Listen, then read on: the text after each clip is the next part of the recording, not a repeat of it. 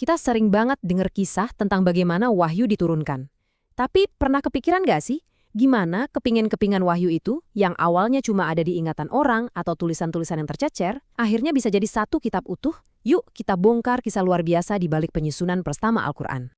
Nah, ini dia pertanyaan intinya.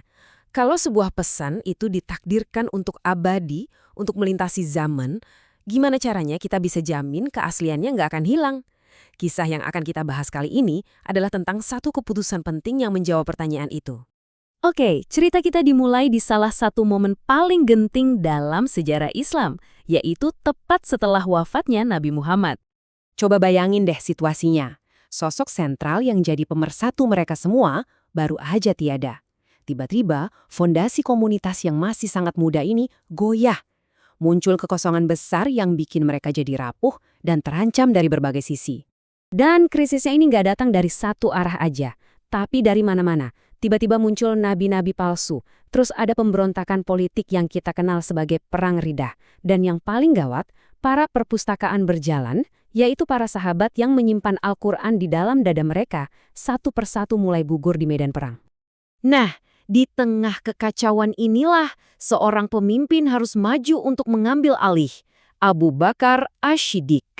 Masa kepemimpinannya itu singkat banget loh, cuma sekitar 2 tahun. Tapi jangan salah, dalam waktu yang sesingkat itu, beliau mengambil keputusan-keputusan yang dampaknya membentuk peradaban Islam sampai ribuan tahun kemudian. Secara militer dan politik, Abu Bakar ini gerak cepat. Beliau langsung mengirim berbagai pasukan untuk menumpas pemberontakan dan mengamankan negara. Tapi, warisan terbesarnya justru bukan lahir dari medan perang, melainkan dari sebuah tantangan internal yang jauh lebih mendasar. Oke, sekarang mari kita fokus ke inti ceritanya.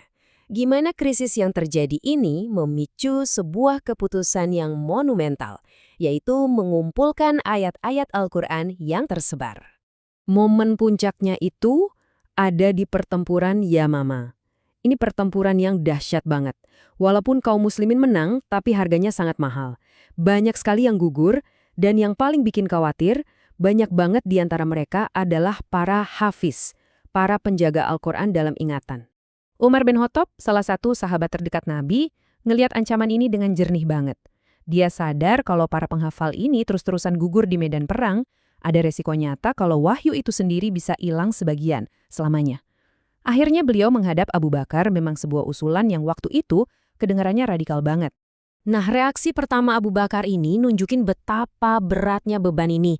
Rasa hormatnya pada apa yang dicongkokkan Nabi itu dalam sekali. Logikanya sederhana. Kalau Nabi sendiri nggak pernah memerintahkan Al-Quran dikumpulin jadi satu buku, siapa dia berani-beraninya melangkahi itu? Tapi Umar nggak nyerah gitu aja. Beliau terus berargumen, menjelaskan urgensinya, sampai akhirnya Abu Bakar yakin. Dan di momen krusial inilah beliau memanggil orang yang paling tepat untuk tugas ini, Zaid bin Thabit. Seorang pemuda cerdas yang jadi juru tulis kepercayaan Nabi. Dan jawaban Zaid ini, wah ini merangkum segalanya. Dia ngerasain betul betapa besarnya tanggung jawab di pundaknya. Ini bukan sekedar kerjaan nulis biasa, ini tugas suci untuk mengumpulkan firman Tuhan. Seperti yang dia bilang, beban ini rasanya lebih berat daripada mindahin gunung. Lantas, gimana persisnya Zaid ngejalanin misi raksasa yang dibebankan ke dia ini? Misi Zaid pun dimulai. Dia tahu betul, ini nggak bisa cuma ngandelin ingatan aja.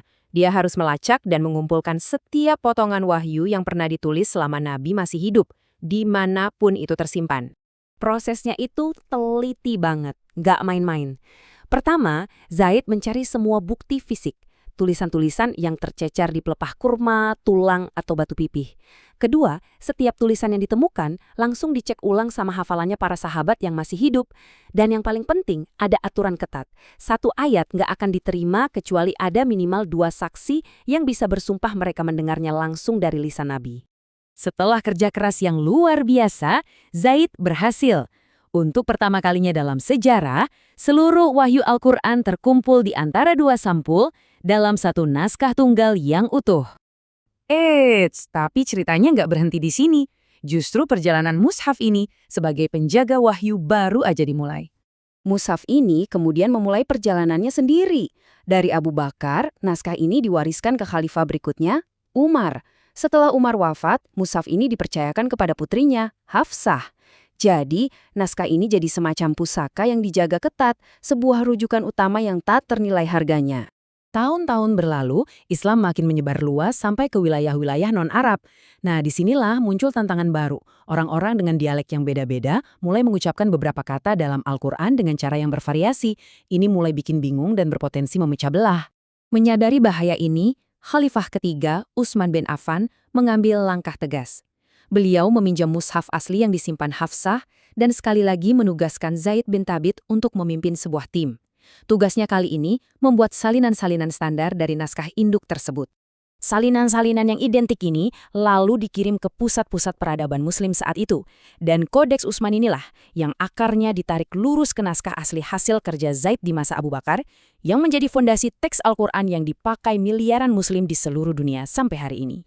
Jadi, apa inti dari semua ini? Keputusan Abu Bakar untuk bertindak walaupun awalnya ragu adalah momen yang sangat menentukan. Beliaulah yang jadi jembatan antara tradisi lisan yang mulia dengan kebutuhan mendesak akan sebuah teks tertulis yang abadi. Sebuah tindakan yang memastikan wahyu ilahi terjaga untuk semua generasi setelahnya. Kisah ini ninggalin kita sebuah renungan, entah itu kitab suci, naskah proklamasi, atau bahkan not balok musik. Tindakan sederhana menuliskan sesuatu ternyata punya kekuatan dahsyat untuk membentuk dunia. Coba kita pikirkan, warisan berharga apa lagi yang kita nikmati hari ini cuma karena seseorang di masa lalu punya visi untuk menuliskannya.